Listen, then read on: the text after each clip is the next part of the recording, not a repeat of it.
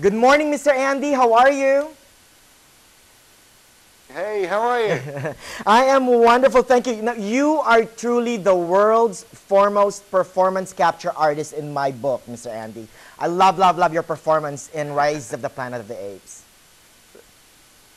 Oh, thank you. Oh, you are so welcome. Now, how did you get attracted to working on Rise of the Planet of the Apes? Oh, listen, Manny, it was a no-brainer. I received the script, and as soon as I started to read it, it was just a complete page-turner. I was so engrossed in it, and the story was so brilliantly crafted, and the character was so rich and diverse, and had a huge kind of emotional and physical journey, and it was a no-brainer. I came on board and met with the director Rupert Wyatt, and we talked about how we wanted to do it. And I'd known the visual effects company Weta over many years. Obviously I've worked with them on Lord of the Rings and King Kong and so on. So it's a real pleasure to get involved with.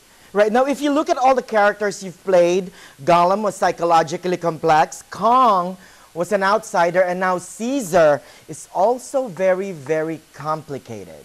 Yeah, I think Cesar in many ways is probably the most challenging, because he goes, not only am I playing him from this young innocent chimpanzee through this kind of adolescent and self-aware kind of Frankenstein's monster through to this revolutionary leader, but so that there's many things at play. His physical journey, his growth from being this a real chimpanzee through to this more humanized upstanding ape. His psychological journey as his enhanced intelligence begins to become apparent, and his emotional journey and all the things that he suffers and goes through, and his emotional intelligence, and how he responds to his father figure played by James Franco, and how that relationship evolves over the movie. So it was a really big challenge. Right. Now, the magic of all your performance, especially with Rise of the Planet of the Apes and even Gollum or Kong, you are able to bring in the heart of the character. It's not just a walking, talking character. It's a character with heart. Now, let us in on your secret. How were you able to do that?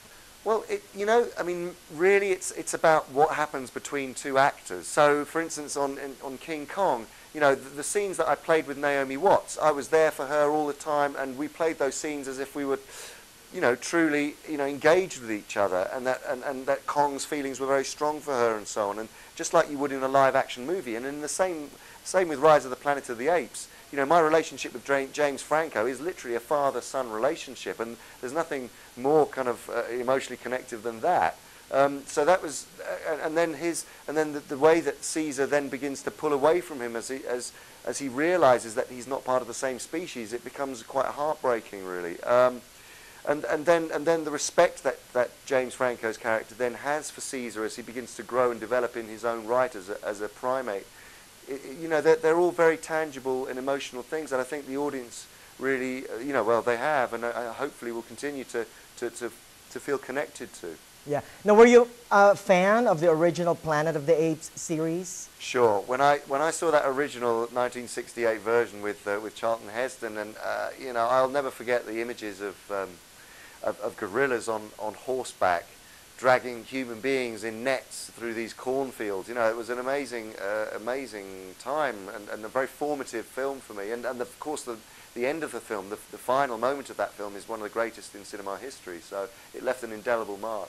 Right, and I think this movie is up there with a classic. I mean, it is really, truly fascinating. Now, Mr. Oh wow!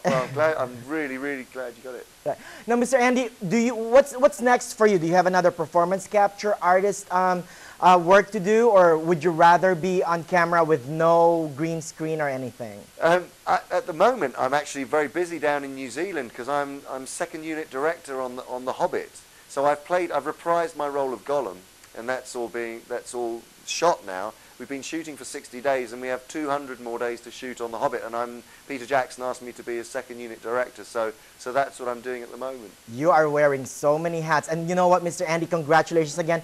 And you know what, I'm going to campaign for the Oscars for you. They should just give you a Best Supporting Actor or Best Actor Oscar for all your performances. Well, that's very kind of you. Thank you. All right. Thank you again, and good luck, okay? Oh, thanks, Manny. All right. Take care. Bye.